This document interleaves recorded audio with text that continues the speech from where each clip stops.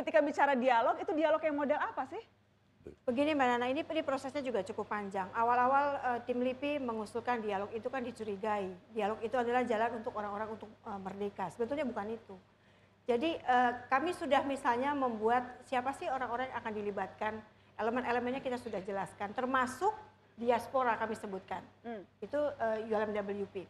Tapi pasti secara akademik itu tidak bisa dibantah. Nah persoalannya kalau ditawarkan ke pemerintah, pemerintah pasti tolak itu. Pasti tidak mau? Tidak mau. Karena pemerintah mengatakan itu tidak setara. Untuk apa bicara dengan separatis? Begitu kan bahasanya. Nah kemudian. Tapi dengan GAM mau duduk bersama tadi kata pendeta? Sebentar dulu.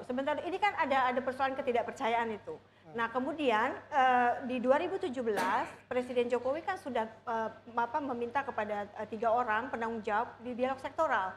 Sebetulnya itu bisa dipakai untuk memulai dialog itu. Boleh Anda sebutkan siapa 3 orang itu? Pak Menko Polhukam, Pak Wiranto, Pak Teten, Mas Duki waktu itu sebagai Ketua KSP, ya kemudian Koordinator Jaringan Damai Papua, Pak Terneles Tebay, tapi beliau sudah meninggal. Almarhum. Nah itu sempat diadakan 3 kali pertemuan tapi kemudian terhenti karena berbagai hal lah. Salah satunya kesibukan tahun politik, kemudian koordinatornya juga sakit dan meninggal, dan hal-hal itu. Nah ketika itu bisa dimulai, sebetulnya itu kita mengkanalisasi berbagai ekspresi itu melalui forum-forum itu. Kami pernah buat beberapa kali pertemuan, sebenarnya tidak sulit. Jadi formatnya kita bisa sederhanakan, agenda dan sebagainya. Nah kalau bicara diaspora itu sebetulnya kan banyak angle di sini. Durasi dialog 3 menit. Mana kalau ditanya orang Papua mau merdeka, semua mau merdeka. Kira-kira begitu bahasanya. Terus mau kita bagaimana kan? Apakah kemudian kita tidak mau bicara? Tetap harus dimulai hal-hal itu gitu.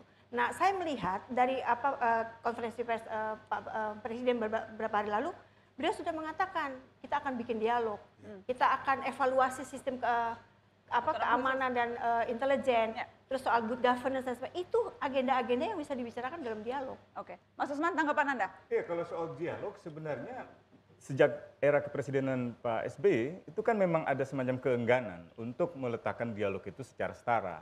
Makanya Presiden SBY ketika itu menggunakan istilah komunikasi constructive communication.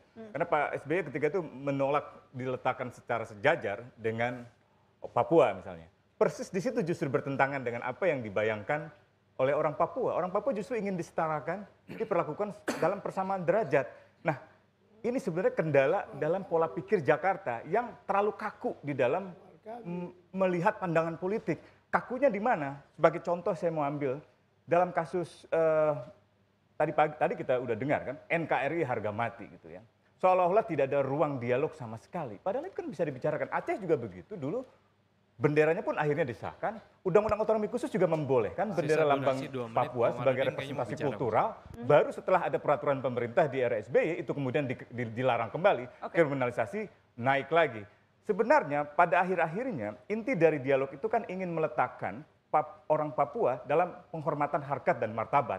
Retorika Jakarta, narasi dari Jakarta itu kebanyakan hanya NKRI itu, persatuan dalam konteks yang kaku. Padahal sebelum kita sampai pada persatuan Indonesia, kita harus bicara terlebih dahulu peri kemanusiaan yang adil dan beradab. Yaitu penyelesaian kasus-kasus pelanggaran hak asasi manusia.